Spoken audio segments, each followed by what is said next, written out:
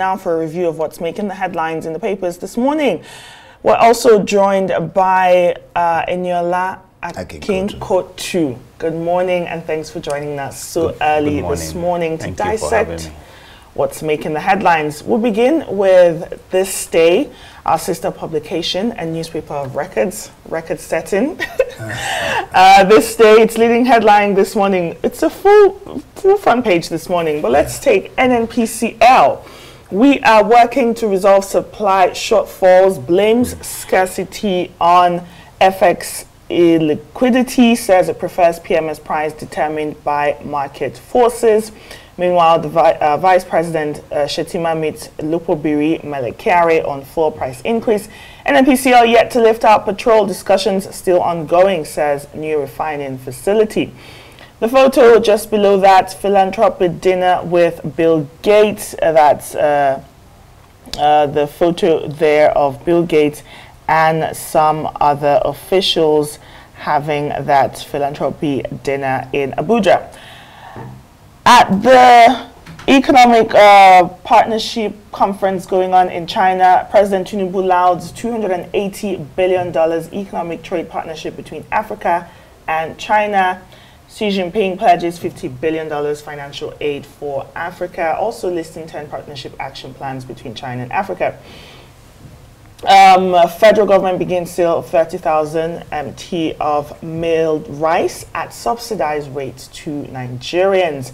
Lopobiri meets Owando team, says Nigerian oil firms capable of taking over IOC's assets.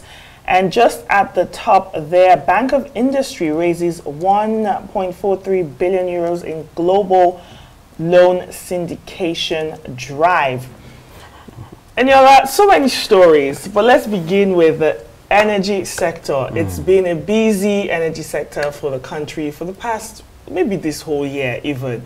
There's sort of a balancing between supply challenges, FX liquidity issues, massive debts owed to foreign suppliers.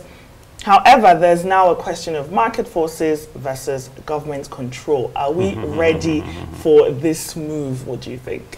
And you know, the Vice President of NNPC Downstream was on Arise yesterday, so I watched his interview where he was saying that, look, even despite the lamentations that you're seeing on the streets and people buying petrol between, I think between 890 and about 1,000 thereabout, this is still not reflective of the true market value.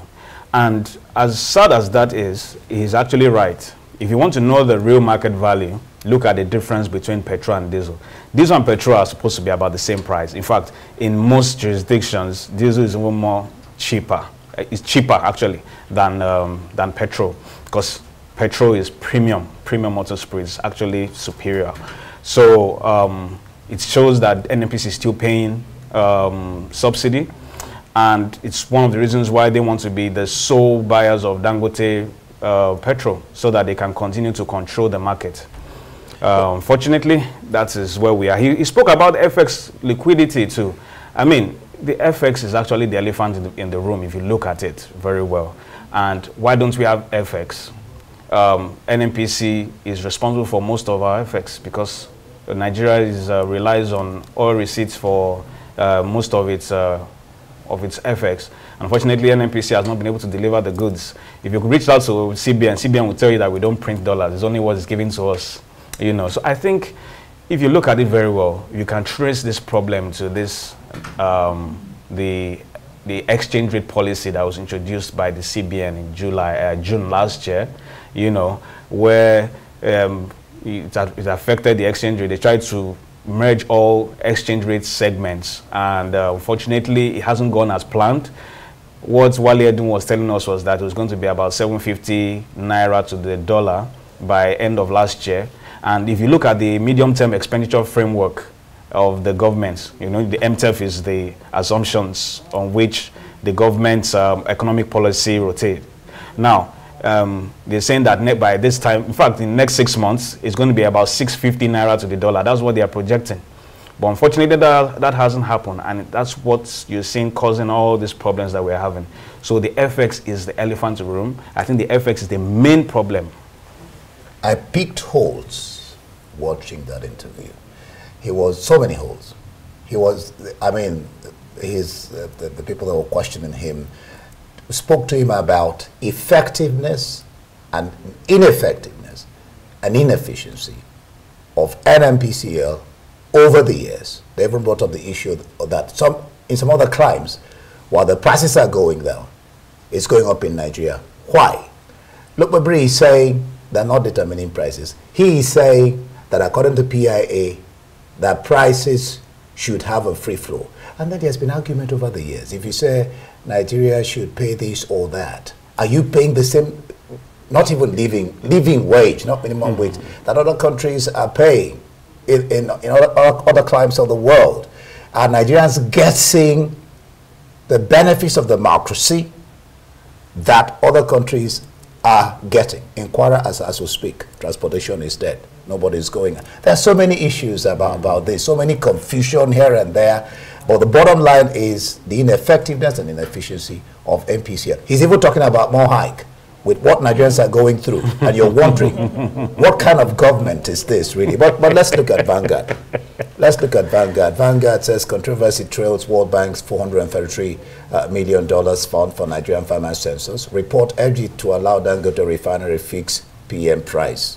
You see what is happening here. Okay, Scarcity, Nobobri meets Shetima. Ribadu promises availability of fuel this weekend. We keep hearing this. Says government not fixing prices. I just said that a while ago. Sector deregulated already. But EVC is saying it's not deregulated. The one thing but that's not even what I want you to discuss, because we've talked about that. All right. Arrest Wike over threat to put fires in states. Clarks tells IGP. That is not going to happen. Everyone knows that Wike is not going to be arrested. Everyone knows that. Even though, no, it's true. Let's not kid ourselves. This is Nigeria. Even though Wike has no immunity, FCT minister does not have immunity, but it's only the governors, deputy governors, president and vice president that have. But we know the sort of society that we live in. Nothing's going to happen to yes on Wike, so let's just leave that discussion. Yes, Edwin Clark is an elder statesman, so it's good for him to talk and all that. He's an Ijaw leader, you know, and a lot of people actually share his view that, look, you cannot go about threatening people and all that, but you know the sort of society that you live in, nothing's going to happen. In fact, the administration, has they even criticized Wike? Have they even distanced themselves from his utterances? They even berated the president for allowing his minister to speak in such uncouth language. Nothing is going to happen. I mean, you think so? It's just I'm 100% sure. 100% it's sad to see how confident Nigerians are when things like this happen. When the common man goes out to the streets to protest and talk about and speak out about what's going on, what they're facing, how they're not able to live day to day, how everyone is living from paycheck to paycheck, they get arrested, they get harassed. Some of them are even in court right now facing charges of treason and so on and so forth. And then you have a sitting minister come out to make such a statement that the state's elder statesman Edwin Clark is now saying it's an inciting statement. Where are the security agencies in all of this? They are always so quick to charge protesters to courts, to charge sort of activists to court, or pick up journalists or do whatever. They always have that manpower. They always have the intelligence. But when you have someone who you know where their office is, and it's just sad to see that Nigerians just believe that, you know what, this is just one of those things. He can say whatever he wants and nothing will happen. I remember a couple months ago, he was talking about a sitting senator. I think it was the senator from Labour Party, Mrs. Ibe, and he was saying, look, in the next election, don't worry, just come and run. We are waiting for you, as if he is the whole electorate. Anyway, let's take a look at The Guardian Nigeria this morning. They're talking about skilled workforce. Its big story says construction sites follow as reverse migration devaluation hit real estate. You have a story there coming from Anambra State. It says, my patience running out. Abga chair is warning the governor. Soludo. Days after Mafa massacre, Boko Haram hits Yobe again. Meanwhile, federal government backtracks, may lift age restriction for WAEC and the SSCE exams. Nigerians bleeding from economic policies, YCE, NBA doctors tell Tinubu. Meanwhile, concerns as Naira weakens, to 1,639 naira to the dollar amid fuel price hikes. They also have that story. Threat to PDP governors. NYFL clerk call for Wike's sack, arrest, and prosecution. Let's take a look at the big story before we take a look at one of the other smaller stories this morning. Skilled manpower shortage, Guardian is reporting it's increasingly hurting the country's construction sector. What are your thoughts? That story is quite fascinating, really. You know, they said in the past you had people from neighboring countries, like from Benin Republic, from Togo and all that, coming into Nigeria to work. Yeah, artisans, and you know they were doing very, very well. Some of them were doing, you know, the POP. Some they worked at, most of them worked at construction sites.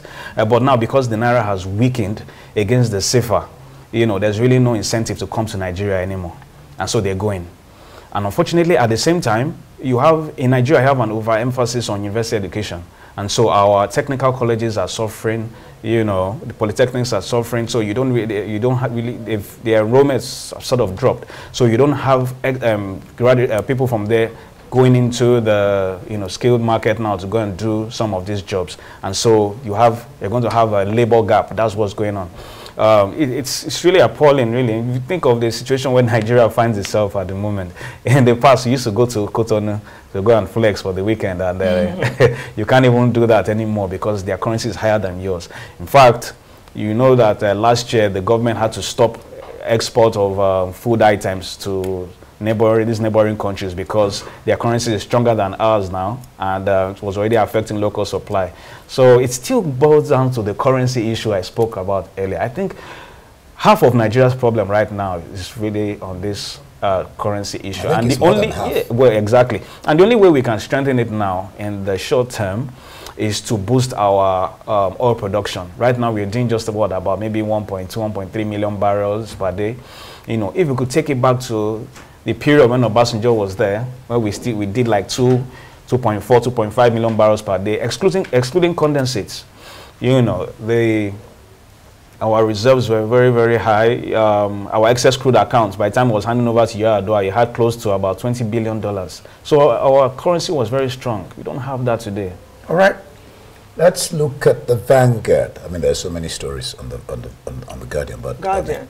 Yeah, there's one story you spoke on, and the school, the school, yeah, the limits, I wanted the 18-year-old, to touch on that. That's a very, very interesting. That followed that widespread on the Guardian. All right, let's go. But they haven't taken a decision on it yet. They haven't. So the Guardian is reporting that they might backtrack because of that widespread outrage. Well, Punch was reporting that the House of Reps sort of gave back into it. So I don't really know where the contradiction is coming from.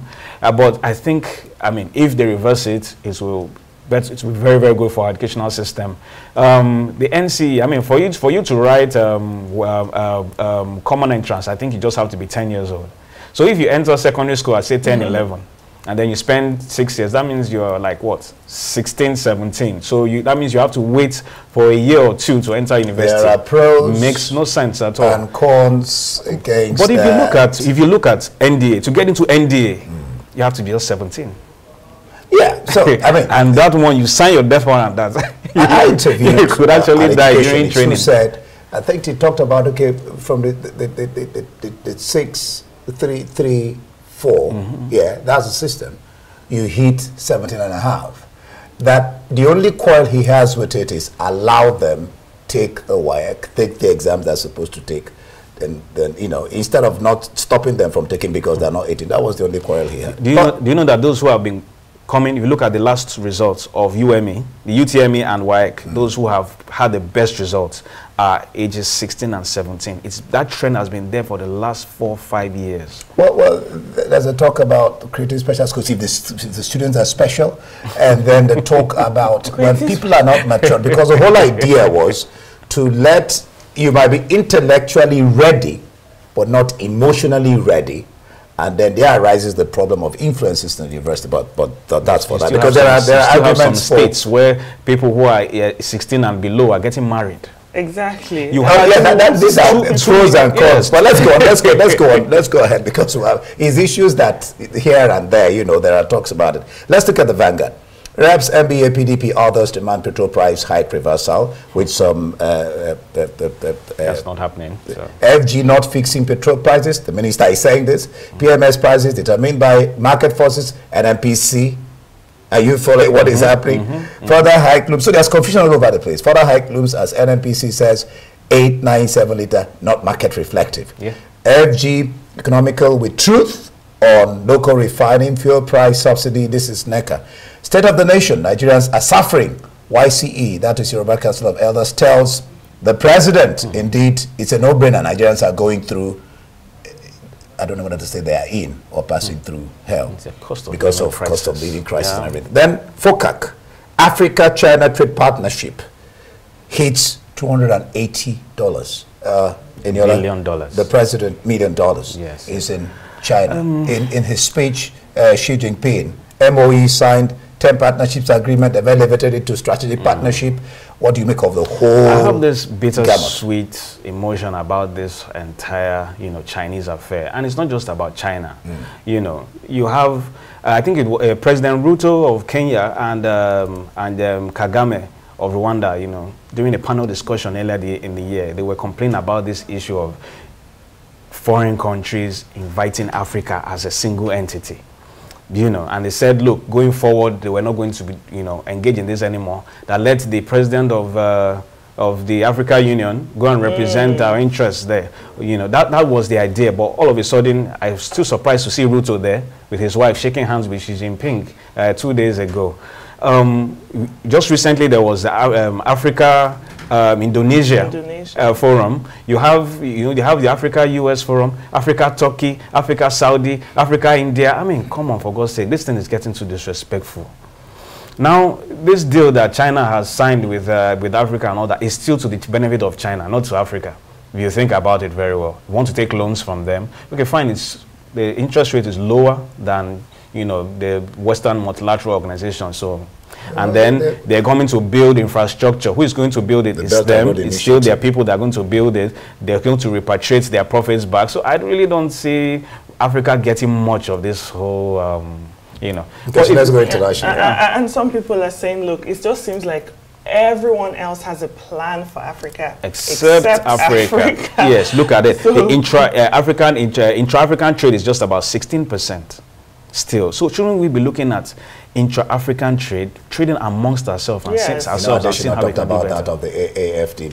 AFDB. We need to make a way and start making use of that after that's available to us to increase intra-Africa trade. But let's take a look at some... Even what's his name? Dangote said he would need 36. Is it 36 passports? Yes, 36 visas. Yes. Let's not even talk about traveling within Africa. Let's take a look at some regional papers quickly. Daily Graphic.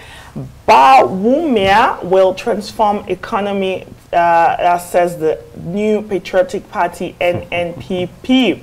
That's talking about the vice president who is now running for president. I think they have their election coming in December in Ghana. However, Ghanaians are not really buying this story. They're saying that the vice president does not want to be associated with sort of the abysmal performance of Nana Akufo-Addo.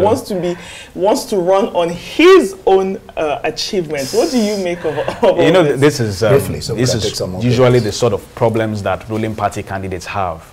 And it's even worse for Bawumia, who has been the vice president for 8 years. Any promise he makes, they will say, why didn't you do it when you were there? Why didn't you do it when you were? So it's one of the problems that Kamala Harris is having in the US. But it's the vice. The vice can't do anything. Oh, well. No, the vice is very influential. You're the number 2 man in this country. As the president's table. At the same time, you cannot also absolve yourself. You may not, but there's an argument that what can the vice really do? Then why is there provision for the vice president? Then we should just have a president and no vice. If the vice has no influence, if you cannot confidently run on the performance of your principal, then you shouldn't. The arguments for and against here. Okay, let's look at the citizen before we look at I mean, this is regional before we go international.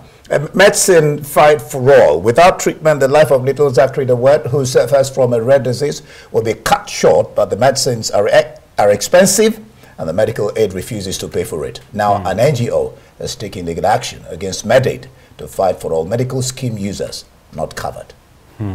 Daniela. Well, it's the same sort of problems that Question of health. we all have in Africa too. Yeah.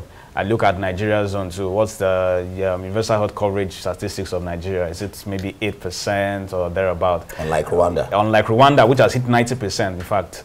So I don't know the statistics in South Africa, you know, but I think government needs to do more. That's one of the things that Bill Gates was talking about in Africa, that generally the statistics, you know, the government spending is low. That he said Nigeria is spending what now? I think less than $10 per citizen. Or is it 3,000 naira per citizen? I'm trying to remember what he said, but he said it's less than $10, and that the standard should be at least $30. And he says the government should concentrate on the health of its citizens. Yeah.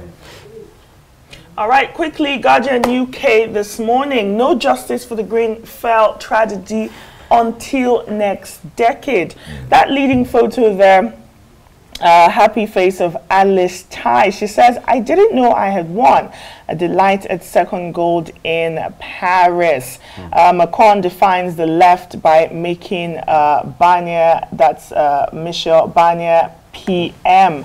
Let's take a look at that Grenfell tragedy. We talked about it yesterday, how cutting costs, inefficiency, basic just dishonesty took the lives of so many. And we have this report that has now come out, the end of the inquiry, and now the Guardian is saying there's actually no justice for them until next decade. Too bad. So sad.